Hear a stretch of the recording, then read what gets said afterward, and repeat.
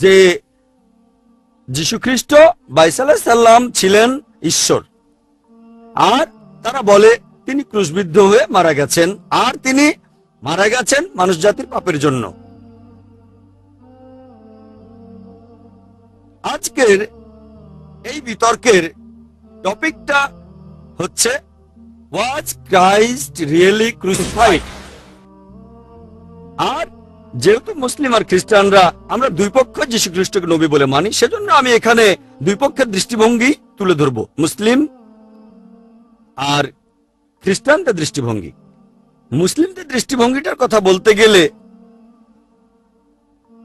আমরা মানি আমাদের সবচেয়ে পবিত্র ধর্মগ্রন্থ, যেটা আল্লাহর আসমানি কিতাব অর্থাৎ পবিত্র কোরআন শরীফ।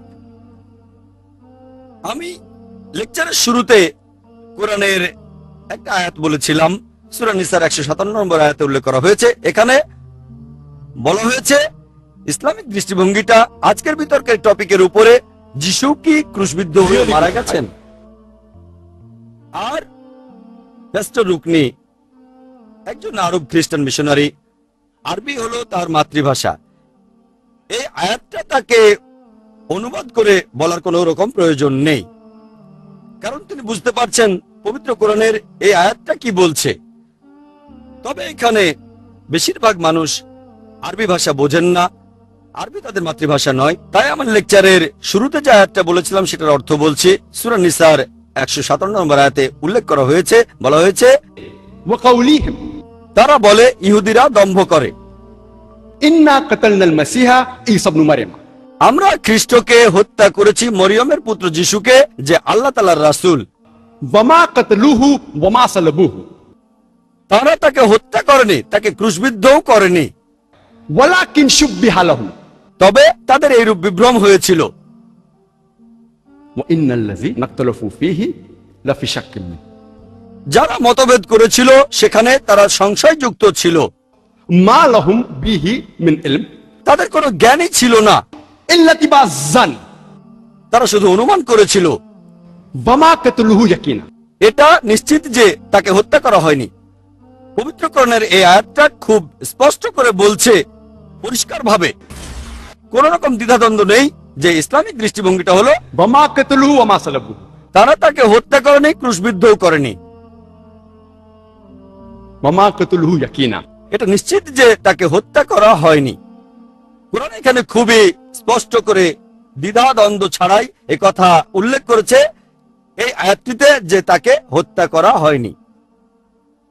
যদি আমি এখানে আমার লেকচার শেষ করি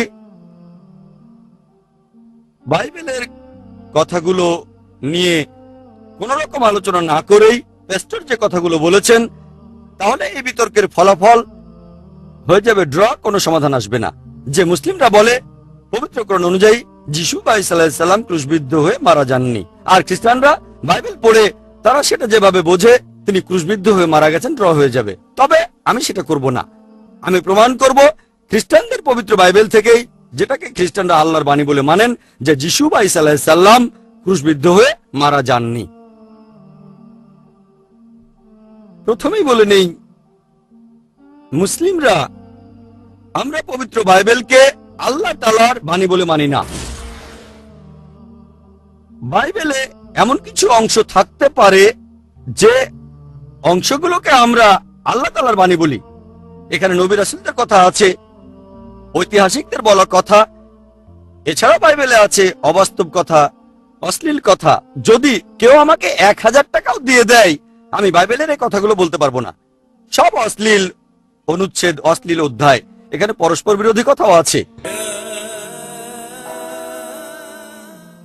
তবে যদিও আমি মানি না যে বাইবেল আল্লাহর বাণী, তারপরেও বাইবেল দিয়েই আমি প্রমাণ করব যে যীশু খ্রিস্ট ক্রুশবিদ্ধ হয়ে মারা যাননি। কারণ প্যাস্টর রুকনি আর এখানে উপস্থিত খ্রিস্টান ভাইরা তারা মানেন যে বাইবেল হলো আল্লাহর বাণী।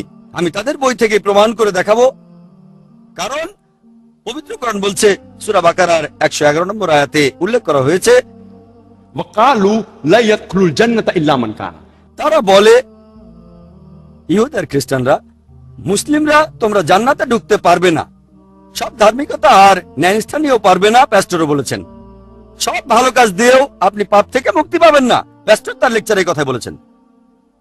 এগুলো মূল্যহীন। যত জাকাত দেন, হজ করেন, নামাজ পড়েন, কপালে দাগ বসিয়ে ফেলেন, জান্নাতে যেতে পারবেন না যদি না আপনি ইহুদি বা খ্রিস্টান হন। وقالوا لا يدخل الجنة إلا من كان هودا أو نصارى যদি না আপনি ইহুদি বা খ্রিস্টান হন। আল্লাহ বলেছেন تلك أمانيهم তাদের একটা মিথ্যে আশা, মিথ্যে বকবকানি, ভ্রান্ত আশা। قل তাদের বলো هاتوا برهانكم প্রমাণ পেশ করো إن كنتم صادقين যদি তোমরা সত্যবাদী হও। আল্লাহ বলেছেন তাদের বলো প্রমাণ পেশ করতে। যদি কোরআন থেকে বলি যে যীশু খ্রিস্ট ক্রুশে মারা যাননি, খ্রিস্টানরা তারা এটা মানবে না যে কোরআন আল্লাহর বাণী, তখন আমরা তাদের বলবো قل هاتوا برهانكم প্রমাণ পেশ করো إن كنتم صادقين যদি তোমরা সত্যবাদী হও। খ্রিস্টানরা তাদের প্রমাণ পেশ করে বাইবেল, এটাই প্রমাণ। খ্রিস্টানরা বলে বাইবেল এই কথা বলছে, বাইবেল ও কথা বলছে, বাইবেল এটা বলছে, বাইবেল ওটা বলছে। আসুন দেখি বাইবেল আসলে কি বলেছে। তারাই বাইবেলকে পৃথিবীর মোট 2000 ভাষায় অনুবাদ করেছে। তাই আসুন দেখি বাইবেল থেকেই দেখি যে যিশু আসলে এই ক্রুশবিদ্ধ হয়ে মারা গেছেন কিনা। এভাবে প্রমাণ করতে গিয়ে আমি বাইবেল থেকে যে উপসংহার টানবো, ইসলামিক দৃষ্টিভঙ্গিও যে সেটাই হবে এমন কোনো কথা নেই, এটা আগে বলে রাখলাম।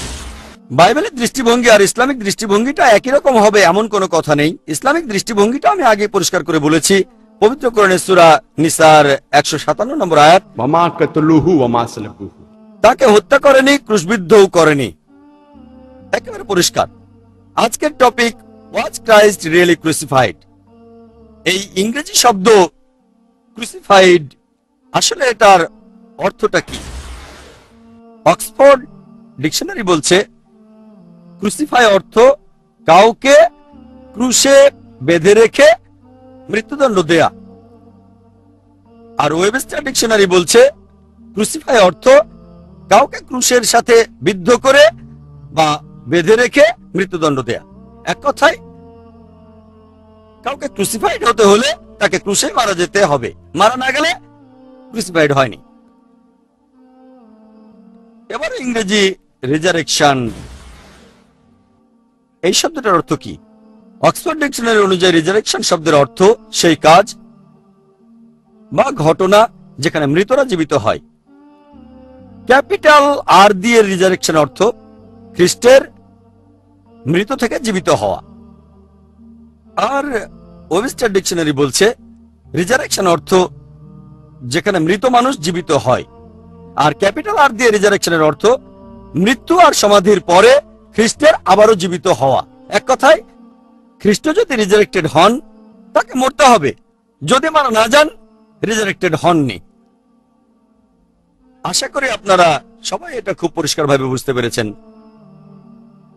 দেখবেন যিশু আলাইহিস সালাম তিনি বলেছেন, গসপেল অফ ম্যাথিউ 19 নম্বর অধ্যায়ের 16 ও 17 নম্বর অনুচ্ছেদে আছে যে একজন মানুষের পাপ মুক্তি হতে পারে আইন আর আদেশগুলো মানলে।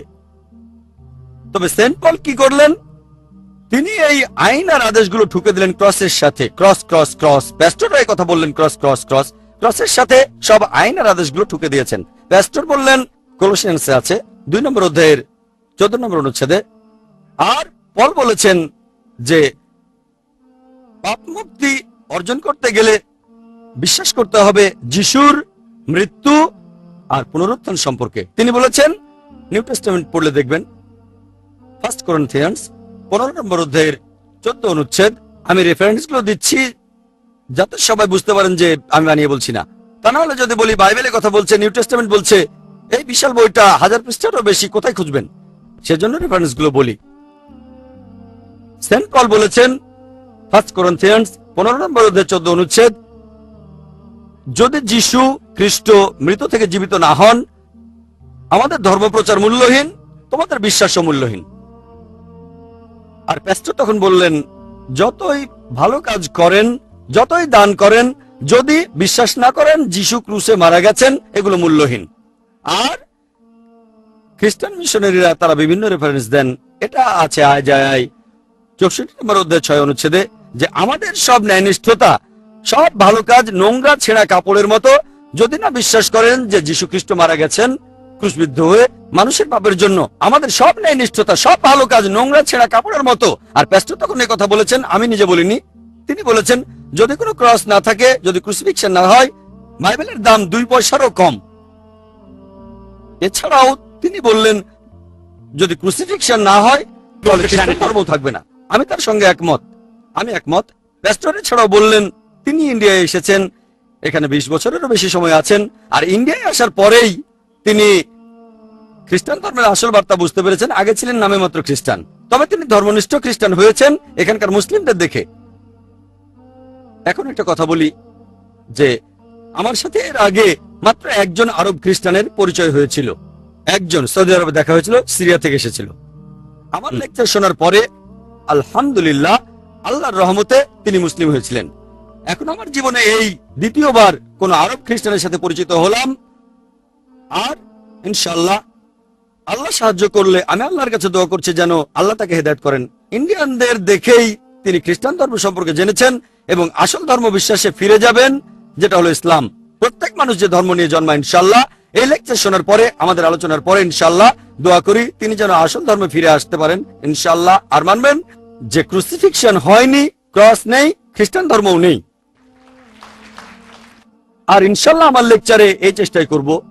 আসুন দেখি সেন্ট পল যিশুর পুনরুত্থান সম্পর্কে কি বলেছেন। সেন্ট পল পুনরুত্থান সম্পর্কে বলেছেন, একই অধ্যায়ে বলেছেন খ্রিস্ট পুনরুত্থিত না হলে তোমাদের বিশ্বাস মূল্যহীন, আমাদের ধর্মপ্রচার মূল্যহীন। 1 করিন্থিয়ান্স 15 নম্বর অধ্যায়ের শেষের দিকে আছে। সেন্ট পল বলেছেন 1 করিন্থিয়ান্স 15 নম্বর অধ্যায়ের 42 থেকে 44 অনুচ্ছেদে তিনি বলেছেন যে এ কথাটা মৃত ব্যক্তির পুনরুত্থান সম্পর্কেও খাটে। যেটা রোপিত হয়েছে পাপের মধ্যে তা উত্থিত হয়েছে নিষ্পাপ হয়ে, যেটা রোপিত হয়েছে অসম্মানের মধ্যে তা উত্থিত হয়েছে গৌরবের সাথে, যেটা রোপিত হয়েছে দুর্বলতার মধ্যে তা উত্থিত হয়েছে শক্তিমত্তার সাথে, যেটা রোপিত হয়েছে প্রাকৃতিক শরীর হিসেবে তা উত্থিত হয়েছে আধ্যাত্মিক শরীর হিসেবে। প্রাকৃতিক শরীর এক জিনিস, আধ্যাত্মিক শরীর আরেক জিনিস। তাহলে সেন্ট পলের মতে পুনরুত্থিত মানুষের আধ্যাত্মিক শরীর থাকে, আধ্যাত্মিক শরীর। একই কথা বলেছেন তার ঈশ্বর এবং প্রভু যীশু খ্রিস্ট। গসপেল অফ লুক 20 নম্বর অধ্যায়ের 27 থেকে 36 অনুচ্ছেদে এই ঘটনাটা হলো একজন মহিলাকে নিয়ে যার 7 জন স্বামী ছিল। ইহুদিরা তখন যীশু খ্রিস্টের কাছে এসে প্রশ্ন করলো, এটা ইহুদিদের রীতি, কোন লোক এক মহিলাকে বিয়ে করলো, যদি লোকটা মারা যায় কোন সন্তান না রেখে তার পরের ভাই সেই মহিলাকে তখন বিয়ে করবে যাতে করে বংশধর আসতে পারে। যদি সেই ভাই মারা যায় কোন সন্তান না রেখে তৃতীয় ভাই তাকে বিয়ে করবে, এভাবেই চলতে থাকবে। তো ইহুদিরা প্রশ্ন করলো যে এই মহিলা 7 জন ভাইকে বিয়ে করেছে একের পর এক, আর প্রত্যেক ভাই পৃথিবীতে তার স্বামী ছিল, প্রত্যেক ভাই সেই মহিলাকে বিয়ে করেছিল একের পর এক, কিন্তু কোনো সমস্যা ছিল না। কেন? কারণ এক ভাই মারা যাওয়ার পরে আরেক ভাই তাকে বিয়ে করেছিল, কোনো সমস্যা নেই। তারপর সেই মহিলা মারা গেল। তখন ইহুদিরা যীশু খ্রিস্টকে প্রশ্ন করলো যে পুনরুত্থানের পরে কোন ভাই ওই মহিলার স্বামী হবে। তার মানে পুনরুত্থানের সময় 7 ভাইয়ের প্রত্যেকেই আবার নতুন করে জীবিত হবে, মহিলাও জীবিত হবে, তখন কে তার স্বামী হবে? যীশু খ্রিস্ট তখন তাদের বললেন গসপেল অফ লুক 20 নম্বর অধ্যায়ের 35 ও 36 অনুচ্ছেদে যে যারা পুনরুত্থিত হবে তারা বিয়ে করবে না, কারো সঙ্গে তাদের বিয়ে হবে না। 36 অনুচ্ছেদ বলছে এছাড়াও তারা আর কখনো মরবে না, তারা তখন হবে দেবদূতদের সমান, তার মানে তারা ফেরেশতাদের মতো হবে। পুনরুত্থিত শরীর যেটা হবে আধ্যাত্মিক শরীর, এ কথা কে বলেছে? যীশু খ্রিস্ট বলেছেন। গসপেল অফ লুক 20 নম্বর অধ্যায় 36 অনুচ্ছেদ বলছে, সেন্ট পল বলেছেন 1 করিন্থিয়ান্স 15 নম্বর অধ্যায়ের 42 থেকে 44 নম্বর অনুচ্ছেদ বলছে একেবারে স্পষ্ট। এছাড়াও গসপেলগুলোতে এমন একটা অনুচ্ছেদও পাবেন না যেটা বলছে যে যীশু খ্রিস্ট পুনরুত্থিত হয়েছিলেন। সত্যি বলতে আপনারা যদি বাইবেল পড়েন তাহলে দেখবেন, হয়তো সবাই জানেন, সেই তথাকথিত ক্রুসিফিকশনের পরে যীশু খ্রিস্টের শিষ্যরা একটা ঘরে মিলিত হলো। যীশু খ্রিস্ট তখন সেই ঘরে ঢুকলেন। এটা হচ্ছে গসপেল অফ লুক 24 নম্বর অধ্যায়ের 36 অনুচ্ছেদে। ঘরে ঢুকে যীশু তার শিষ্যদের বললেন শালোম, তার মানে তোমাদের উপরে শান্তি বর্ষিত হোক। পরের অনুচ্ছেদ গসপেল অফ লুক 24 নম্বর অধ্যায় 37 অনুচ্ছেদ যে শিষ্যরা তখন খুব ভয় পেয়ে গেল। তারা ভাবলো এটা যিশুর আত্মা। আমি আপনাদের প্রশ্ন করি, যিশুর শিষ্যরা কি জন্য তাকে তখন মনে করেছিল যে তিনি আত্মা? তাকে কি আত্মার মতো দেখাচ্ছিল? আমি যখন খ্রিস্টানদের এই প্রশ্ন করি, সবাই উত্তর দিয়েছেন না। উত্তরটা ঠিক, যীশু খ্রিস্টকে তখন আত্মার মতো দেখাচ্ছিল না। ক্রুসিফিকশনের পরে তিনি যখন সে ঘরে গেলেন, তারা কেন ভেবেছিল যে এটা যিশুর আত্মা? এর কারণটা হলো তারা লোকজনের মুখে শুনেছিল যে তাদের প্রভু যীশু খ্রিস্টকে ক্রুশবিদ্ধ করা হয়েছে। তারা লোকজনের মুখে শুনেছিল প্রেতাত্মারা তার আত্মা নিয়ে গেছে, তিনি মারা গেছেন। তারা লোকজনের মুখে এই কথা শুনেছিল যে যীশু খ্রিস্টকে একটা সমাধিতে 3 দিন রাখা হয়েছিল। লোকজনের মুখে। কারণটা জানেন? কারণ তারা নিজের চোখে দেখেনি। সেন্ট মার্ক বলেছেন, গসপেল অফ মার্ক 14 নম্বর অধ্যায়ের 50 অনুচ্ছেদ বলছে যে যিশুর সব শিষ্যরা তাকে ত্যাগ করে পালিয়ে গিয়েছিল। যীশু খ্রিস্টের জীবনের সবচাইতে সংকটময় মুহূর্তে, যখন তাদের প্রয়োজন ছিল সবচেয়ে বেশি, তখন সব শিষ্যই 100%, সেন্ট মার্কের মতে তাদের সবাই 14 নম্বর অধ্যায়ের 50 অনুচ্ছেদ বলছে সবাই যিশুকে ত্যাগ করে পালিয়ে গিয়েছিল। একথা কে বলেছে? জাকির নাইক বলেনি। গসপেল অফ মার্ক 14 নম্বর অধ্যায়ের 50 অনুচ্ছেদ বলছে সবাই যিশুকে ত্যাগ করেছিল লোকের মুখে শুনে। সেজন্য তারা ভেবেছিল যে এটা যিশুর আত্মা। তবে যীশু খ্রিস্ট তখন তাদের বললেন, পরের দুটো অনুচ্ছেদে আছে, গসপেল অফ লুক 24 নম্বর অধ্যায়ের 39 ও 40 নম্বর অনুচ্ছেদে, যিশু তার শিষ্যদের বললেন যে তোমরা আমার হাত পা দেখো, এটা তো আমি নিজেই, আমাকে তোমরা ধরে দেখো। আত্মার কোনো রক্তমাংসের শরীর থাকে না, আমাকে এখন যেভাবে দেখছো। তখন তিনি শিষ্যদের তার হাত পা দেখালেন। শিষ্যদের বললেন, তোমরা আমার হাত পা দেখো, এটা তো আমি নিজেই, তোমাদের কি হয়েছে? এটা তো আমি তো তোমাদের প্রভু যীশু খ্রিস্ট, তোমরা ভয় পাচ্ছ কেন? আমাকে ধরে দেখো, তোমরা আমার হাত পা দেখো। আত্মার কোনো রক্তমাংসের শরীর থাকে না। যিশু তার হাত পা দেখিয়ে কি প্রমাণ করতে চেয়েছেন? এটা প্রমাণ করতে চেয়েছেন যে তিনি পুনরুত্থিত হয়েছেন, প্রমাণ করতে চেয়েছেন তিনি আত্মা, প্রমাণ করতে চেয়েছেন যে তিনি আসলে আত্মা নন, তিনি পুনরুত্থিত হননি। পরের দুটো অনুচ্ছেদ, গসপেল অফ লুক 24 নম্বর অধ্যায়ের 41 নম্বর ও 42 নম্বর অনুচ্ছেদে বলা হয়েছে শিষ্যরা খুব খুশি হলো, তারা আনন্দিত হলো। প্রথমে ভেবেছিল যিশু মারা গেছে, এখন দেখলো তিনি বেঁচে আছেন, জলজ্যান্ত, তাদের সামনে যীশু খ্রিস্ট দাঁড়িয়ে আছেন, তারা খুশি। যীশু খ্রিস্ট তখন তার শিষ্যদের বললেন যে তাদের কাছে কি কোনো খাবার আছে? তারা তখন তাকে খেতে দিল 1 টুকরো ঝলসানো মাছ আর অল্প একটু মধু। যিশু তাদের সামনে সে খাবারগুলো খেলেন, প্রমাণ করার জন্য যে তিনি পুনরুত্থিত হয়েছেন, প্রমাণ করতে যে তিনি আত্মা, এটা প্রমাণ করতে যে তিনি মানুষ। তাদের সামনে তিনি সে খাবারগুলো খেলেন, 1 টুকরো ঝলসানো মাছ আর মধু, প্রমাণ করতে যে তিনি পুনরুত্থিত হননি, তিনি আত্মা নন, বরং তিনি একজন রক্তমাংসে জলজান্ত মানুষ। পুনরুত্থান না থাকলে ক্রুসিফিকশন নেই, খ্রিস্টান ধর্মও নেই। আপনাদের হয়তো মেরি ম্যাগডালিনের সেই গল্পটা মনে আছে, যখন তিনি তৃতীয় দিন যীশু খ্রিস্টের সমাধিতে গেলেন। এটা আছে গসপেল অফ জনে 20 নম্বর অধ্যায়ের 1 অনুচ্ছেদে। এছাড়াও আছে গসপেল অফ মার্কে 16 নম্বর অধ্যায়ের 2 অনুচ্ছেদে, যে সেটা ছিল সপ্তাহের প্রথম দিন, অর্থাৎ দিনটা ছিল রবিবার। ইহুদিদের সাবাথের দিন হলো শনিবার, তাহলে সপ্তাহের প্রথম দিন রবিবার। তাহলে সেই সপ্তাহের প্রথম দিন মেরি ম্যাগডালিন সমাধির কাছে গেলেন। এখন মেরি ম্যাগডালিন কেন তৃতীয় দিনে সমাধিতে যাবেন? যেহেতু তাদের মতে যীশু খ্রিস্ট আগেই মারা গেছেন, তাহলে সেখানে যাওয়ার প্রয়োজন কি? এর উত্তরটা দেওয়া আছে 1 নম্বর অনুচ্ছেদে, গসপেল অফ মার্কের 16 নম্বর অধ্যায়ের 1 অনুচ্ছেদে, যে মেরি ম্যাগডালিন যীশু খ্রিস্টকে মেসেজ করতে গিয়েছিলেন। অ্যানোয়েন্ট, ইংরেজি শব্দ অ্যানোয়েন্ট, আর মূল হিব্রু শব্দটা হলো মাসাহা, অর্থ মেসেজ করা, মালিশ করা, তেল মাখানো। আর এই শব্দটা থেকে আরবি ভাষায় শব্দটা এসেছে মসি, আর হিব্রু ভাষায় এই শব্দটা হলো মেসায়া, যাকে মালিশ করা হয়। এটাকে যদি গ্রিক ভাষায় অনুবাদ করেন সেটা হবে ক্রেস্টস। এখান থেকে ইংরেজি শব্দটা এসেছে ক্রাইস্ট, যাকে মালিশ করা হয়। আমি একটা প্রশ্ন করি, কেউ মারা যাওয়ার 3 দিন পরে কি তার শরীর মেসেজ করা হয়? এমনটা শুনেছেন কখনো? যে ইহুদিরা 3 দিন পরে মৃতদেহ মেসেজ করে? এর উত্তর হবে না। এবার আমি খ্রিস্টানদের প্রশ্ন করি, খ্রিস্টানরা কি 3 দিন পরে মৃতদেহ মেসেজ করে? এর উত্তরও হবে না। মুসলিমরা, আমরা কি 3 দিন পরে মৃতদেহ মেসেজ করি? এর উত্তরও না। তাহলে যীশু খ্রিস্ট মারা যাওয়ার 3 দিন পরে মেরি ম্যাগডালিন কেন সেই সমাধিতে যাবেন? কারণটা জানেন? কারণ মেরি ম্যাগডালিন এবং জোসেফ অফ অ্যারামেথিয়া আর নিকোডিমাস, তারা যিশুর মৃতদেহকে গোসল করিয়েছিলেন। আর যখন যীশু খ্রিস্টের মৃতদেহকে ক্রস থেকে নামানো হলো, মেরি হয়তো যিশু শরীরে প্রাণের চিহ্ন দেখেছিলেন, তবে সেখানে মেরি নিশ্চয়ই এভাবে বলবে না যিশু বেঁচে আছেন, বেঁচে আছেন। তাহলে যিশুকে মেরে ফেলা হতো।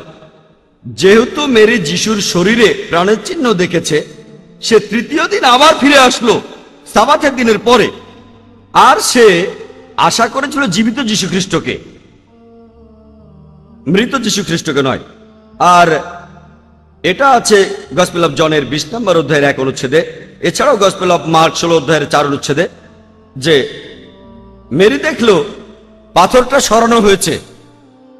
যে কাপড়টা দিয়ে যীশু খ্রিস্টকে জড়ানো হয়েছিল সেটা খোলা অবস্থায় একপাশে পড়ে আছে। এখন প্রশ্ন হলো, পাথরটা সরানোর প্রয়োজন কি? আর মৃতদেহ জড়ানোর যে কাপড়টা সেটাই বা একপাশে পড়ে থাকবে কেন? যদি যীশু খ্রিস্ট পুনরুত্থিত হতেন আধ্যাত্মিক শরীর হিসেবে, তাহলে সেই আত্মার বের হওয়ার জন্য সেই সমাধিকক্ষের পাথরটা সরানোর কোনো প্রয়োজন ছিল? কোনো আত্মাকে তো দরজা খুলে ঢুকতে হয় না, বের হতে হয় না, পাথর সরানোর দরকার নেই। তারপরও সরানো ছিল কেন? আত্মা যদি চলে যেতে চায় তাহলে কি তার শরীরে জড়ানো কাপড়টা খুলে নিতে হবে? কোনো প্রয়োজন নেই। কিন্তু রক্তমাংসের শরীর হলে সমাধিকক্ষের মুখে যে পাথরটা আছে সেটা সরাতে হবে, শরীরে জড়ানো কাপড়টা খুলে ফেলতে হবে। এসব কিছু এটাই প্রমাণ করে যীশু খ্রিস্ট সমাধিকক্ষ থেকে বের হওয়ার সময় ছিলেন একজন রক্তমাংসের মানুষ।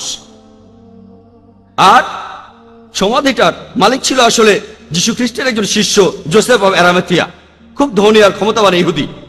সেই লোক এই সমাধিকক্ষ বানিয়েছিল হয়তো তার নিজের জন্যই। ভবিষ্যতে সেখানে যীশু খ্রিস্টকে রাখা হয়েছিল। সমাধিটা একটা ঘরের মতো।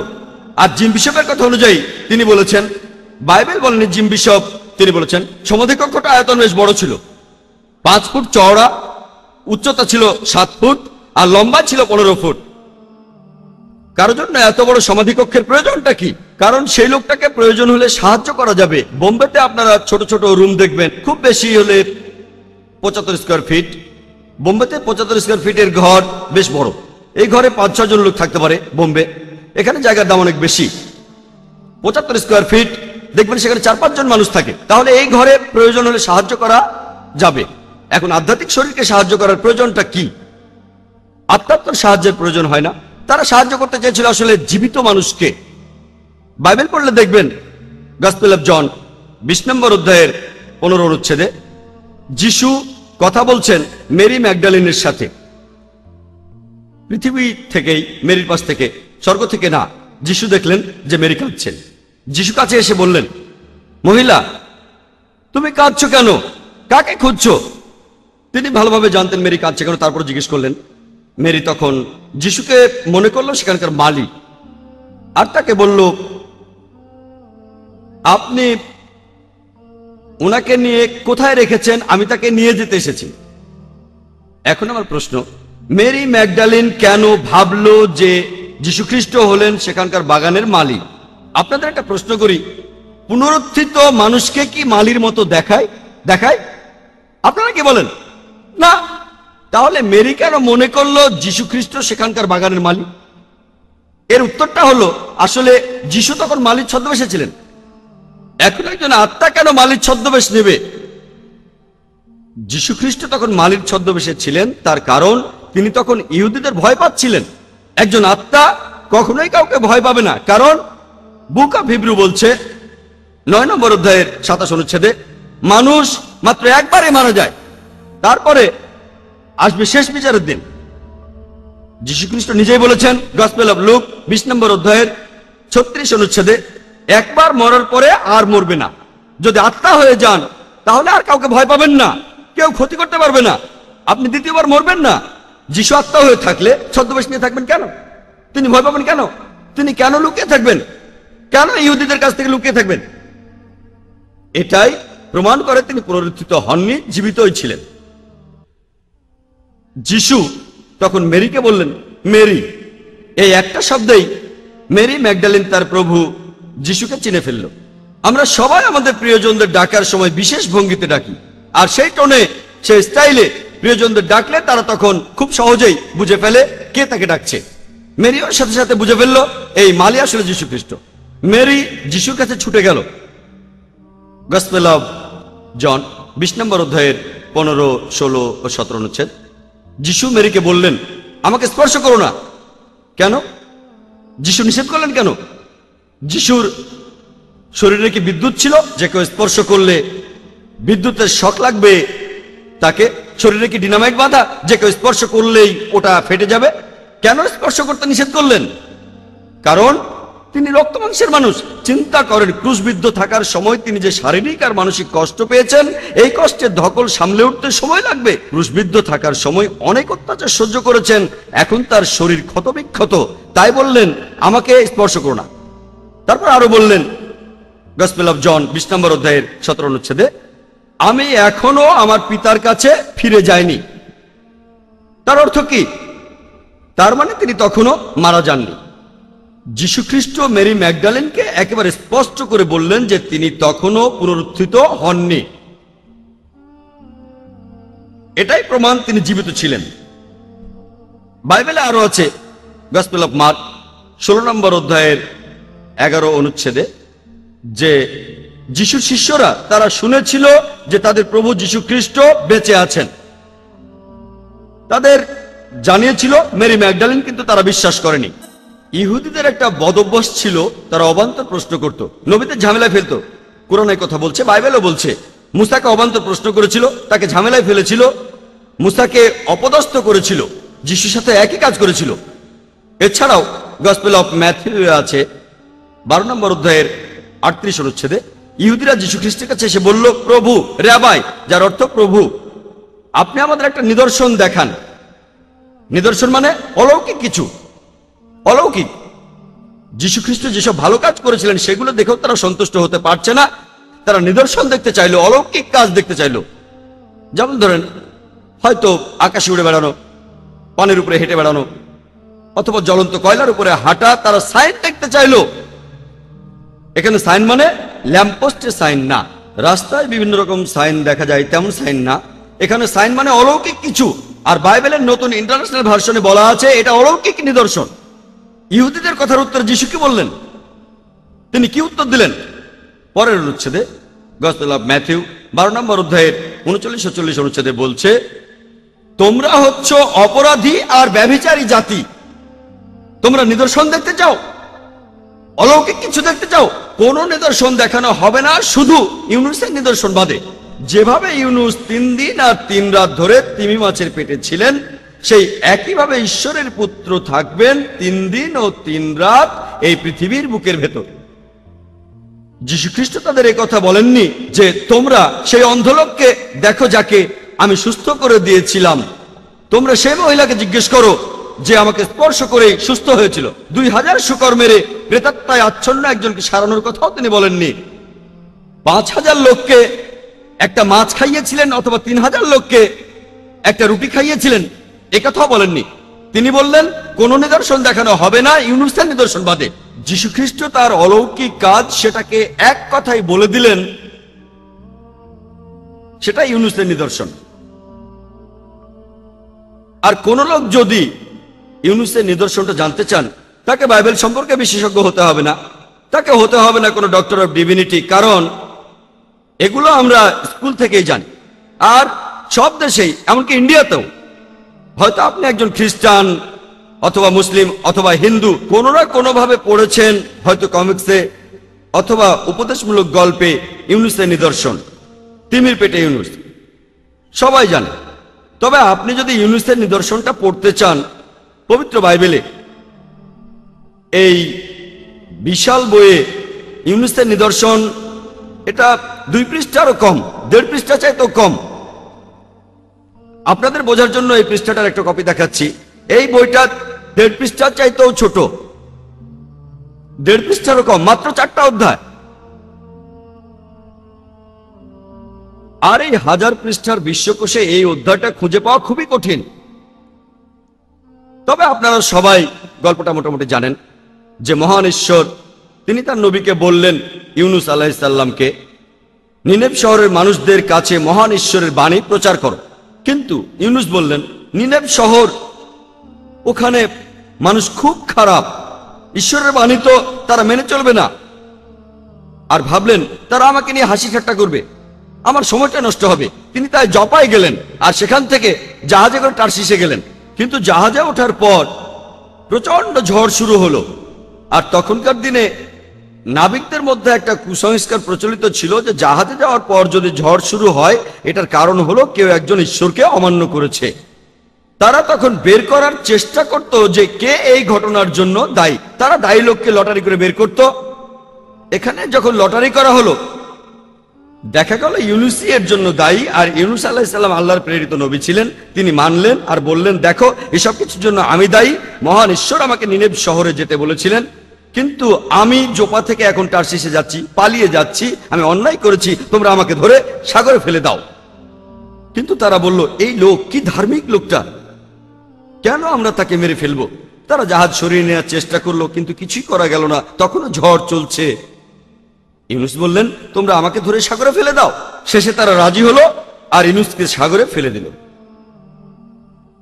সাগরে ফেলে দেওয়ার পরে ঝড়টা থেমে গেল। হয়তো কাকতালীয় ঘটনা। কিছুক্ষণ পরে একটা বড় মাছ, একটা তিমি মাছ এসে ইউনুস আলাইহিস সালামকে গিলে ফেললো। ইউনুস আলাইহিস সালাম তিমি মাছের পেটে বসে দোয়া পড়তে লাগলেন। ইউনুস আলাইহিস সালামকে সেই মাছটা 3 দিন 3 রাত পেটে নিয়ে সাগরে ঘুরলো, তারপর সাগর পাড়ে বমি করে তাকে ফেলে দিল।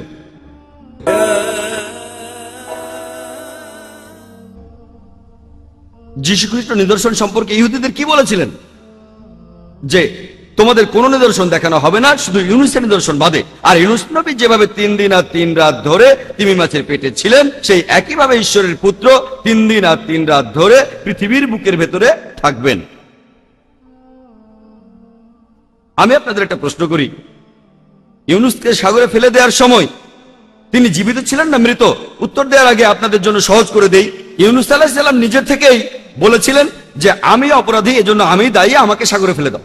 কেউ রাজি না হলে হয়তো তার পাটা ভেঙে ফেলবেন, হয়তো ভাঙবেন তার ঘাড়, হয়তো হাত মুচড়ে দেবেন, কিন্তু ইউনুস নিজেই বলেছিলেন তাই এসবের প্রয়োজন ছিল না, শুধু সাগরে ফেলে দিয়েছিল। আপনাদের আরেকটা প্রশ্ন করি, ইউনুসকে সাগরে ফেলার সময় তিনি জীবিত ছিলেন নাকি মৃত?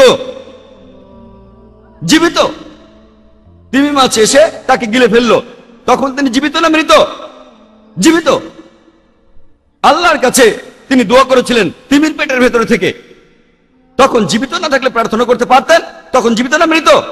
জীবিত। তিমিটা ইউনুসকে নিয়ে 3 দিন 3 রাত ধরে সাগরে ঘুরলো, জীবিত না মৃত? জীবিত। তিমিটা সাগর পারে বমি করে তাকে বের করে দিল, জীবিত না মৃত? জীবিত। জীবিত জীবিত জীবিত জীবিত। যখন কোনো লোককে জাহাজ থেকে সাগরে ফেলা হয় তার মরে যাওয়ার কথা, মারা গেলে অলৌকিক হবে না, যদি বেঁচে থাকেন অলৌকিক। তিমি মাছ তাকে গিলে ফেললো, মারা যাওয়ার কথা, কিন্তু তিনি মরেননি, এটা অলৌকিক। 3 দিন 3 রাত গরমে আর অক্সিজেনের অভাবে সেই তিমি মাছের পেটে তার মরে যাওয়ার কথা, কিন্তু তিনি মরেননি, এটা অলৌকিক। একই সাথে অনেকগুলো অলৌকিক ঘটনা, ঘটনাটা খুবই অলৌকিক। যিশু বলেছেন ইহুদিদের যেভাবে ইউনুস ছিলেন 3 দিন 3 রাত, সেভাবে ঈশ্বরের পুত্র থাকবে 3 দিন 3 রাত। যেভাবে ইউনুস নবী 3 দিন 3 রাত তিমির পেটে ছিলেন, সেই একইভাবে ঈশ্বরের পুত্র 3 দিন 3 রাত পৃথিবীর বুকে থাকবেন। ইউনুস ছিলেন জীবিত। কিন্তু যখন এই প্রশ্নটা করি আমার খ্রিস্টান ভাইদের, তারা আসলে আমাদের ভাই, আমাদের জ্ঞাতি ভাই, যেভাবেই বলেন আমরা জ্ঞাতি ভাই, আমি খ্রিস্টান ভাইদের প্রশ্ন করি যে আপনাদের বিশ্বাস অনুযায়ী যিশু সমাধিকক্ষে কিভাবে ছিলেন? সবাই আমাকে বলেছে তিনি তখন মৃত, যিশু তখন মৃত। আপনাদের প্রশ্ন করি, ইউনুস ছিলেন জীবিত, অন্যদিকে যিশু খ্রিস্ট ছিলেন মৃত, তাহলে যিশু খ্রিস্ট কি ইউনুসের মতোই হলেন নাকি হলেন না? একরকম না আলাদা? আলাদা। তাহলে যিশুর ভবিষ্যৎবাণীটা আসলে সত্যি সত্যি ঘটেনি। তিনি নিজেই নিদর্শনের কথা বলেছেন, কোন নিদর্শনই দেখানো হবে না ইউনুসের নিদর্শন বাদে, আর তার এই ভবিষ্যৎবাণী বাস্তবে ফলেনি। ভবিষ্যৎবাণীটা সত্যি হতে গেলে যিশু খ্রিস্টের থাকা উচিত জীবিত। আমার লেকচার আমি আগেও বলেছি তিনি ছিলেন জীবিত। তা না হলে নবী যিশু খ্রিস্টকে বলতে হয় মিথ্যাবাদী, নাউজুবিল্লাহ। এটা আমরা কখনো বলতে পারবো না। তাকে আমরা সম্মান আর শ্রদ্ধা করি, তাহলে এই ভবিষ্যৎবাণী সত্যি হওয়ার জন্য তার থাকা উচিত জীবিত। আর যিশু খ্রিস্ট সে সময় জীবিত ছিলেন, এ কথা আমি আগেও আমার লেকচারে প্রমাণ করে দেখিয়েছি। এ কথা আগেও বলেছি যে একজন লোককে ক্রুসিফাই হতে গেলে তাকে অবশ্যই সেই ক্রসে ঝোলা অবস্থায় মারা যেতে হবে। যদি সেই লোক ক্রসে ঝুলে মারা না যায় তাহলে সে ক্রুসিফাইড হয়নি। এমন কিছু লোক আছে যারা বলবে এই নিদর্শনের ব্যাপারটা আসলে জীবিত মৃত্যু নিয়ে নয়, এখানে সময়ের উপর জোর দেওয়া হচ্ছে। অর্থাৎ 3 দিন আর 3 রাত ইউনুস যেভাবে তিমির পেটে ছিলেন একইভাবে ঈশ্বরের পুত্র থাকবেন 3 দিন 3 রাত ধরে। 3 বলা হয়েছে এখানে 4 বার। এখানে আসলে গুরুত্ব দেওয়া হচ্ছে 3 সংখ্যাটার উপর, জীবিত বা মৃত না। আমি বললাম 3-এর মধ্যে অলৌকিকতা কোথায়? যদি আমি বলি দিল্লি যেতে আমার 3 দিন 3 রাত সময় লাগবে, এটা কোনো অলৌকিক? তাহলে 3-এর অলৌকিকতা কি? 3 দিন বা 3 সপ্তাহ, এটা তো কোনো অলৌকিক না। কিন্তু তারা বলে না, এখানে সময়টাই আসল। আসুন আমরা দেখি যিশু কি এই ভবিষ্যৎবাণীটা পূরণ করেছিলেন, যেটা কিছু খ্রিস্টানের মতে এই অলৌকিক ঘটনাটার মূল বিষয়। আগেও বলেছি, আপনারাও জানেন, কোন খ্রিস্টানকে যদি জিজ্ঞেস করি যে পবিত্র বাইবেল অনুযায়ী যিশুকে কখন ক্রুশবিদ্ধ করা হয়েছিল, খ্রিস্টানরা বলবে যে গুড ফ্রাইডেতে। আমার প্রশ্ন, শুক্রবারকে কেন গুড ফ্রাইডে বলা হয়? তারা বলে মানুষের পাপের জন্য তিনি সেদিনই মারা গিয়েছিলেন, তাই শুক্রবার গুড ফ্রাইডে। আর বাইবেল পড়লে দেখবেন যে যীশু খ্রিস্টের বিচার খুব তাড়াতাড়ি করা হয়েছিল, তাকে ক্রসে ঝোলানো হয়েছিল, তাড়াতাড়ি নামানো হয়েছিল, তাড়াতাড়ি। কারণটা প্যাস্টরও বললেন, যেদিন সাবাত সেই রাতে কাউকে ক্রসে ঝুলিয়ে রাখা হতো না। এটা আছে, তিনি রেফারেন্সটা দেননি, ডিউটেরোনমি 21-23 অনুচ্ছেদে আছে, সেই স্থানটা অভিশপ্ত হবে, সেজন্য যিশুকে নামানো হয়েছিল। তারপর গোসল করানো হলো, আর ততক্ষণে সন্ধ্যা হয়ে গেছে। তারপর সেই সমাধিকক্ষে তাকে রেখে দেওয়া হলো। আর গসপেল অফ জন 20-1 অনুচ্ছেদে আছে যে সপ্তাহের প্রথম দিনে রবিবার সকালে দেখা গেল সমাধিতে কেউ নেই, দেখলো মেরি ম্যাগডালিন। তাহলে অনুমান করা যায় যিশু সেই সমাধিকক্ষে ছিলেন শুক্রবার রাতে। অনুমানের কথা বললাম কেন? কারণ বাইবেলে বলা নেই কখন যিশু সমাধি ছেড়ে চলে গেছেন। হয়তো তিনি গেছেন শুক্রবার গভীর রাতে বা শনিবার সকালে, কিছু বলা নেই। তাই এটা আমরা অনুমান করে নিচ্ছি যিশু রবিবার সকালে সেখান থেকে বেরিয়ে গেছেন। তাহলে যিশু সেই সমাধিতে ছিলেন শুক্রবার রাতে, এটা অনুমান। এরপর সেই সমাধিতে ছিলেন শনিবার সকালে, এটাও অনুমান। যীশু খ্রিস্ট সমাধিকক্ষে ছিলেন শনিবার রাতে, এটা অনুমান। রবিবার সকালে সমাধিকক্ষটা ফাঁকা, তাহলে যিশু সেখানে ছিলেন 2 রাত 1 দিন। কিন্তু বলা হয়েছিল 3 দিন 3 রাত, 3 দিন আর 3 রাত। ইউনুস নবী যেভাবে তিনি মাছের পেটে ছিলেন, সেই একইভাবে ঈশ্বরের পুত্র পৃথিবীর বুকের ভেতরে থাকবেন।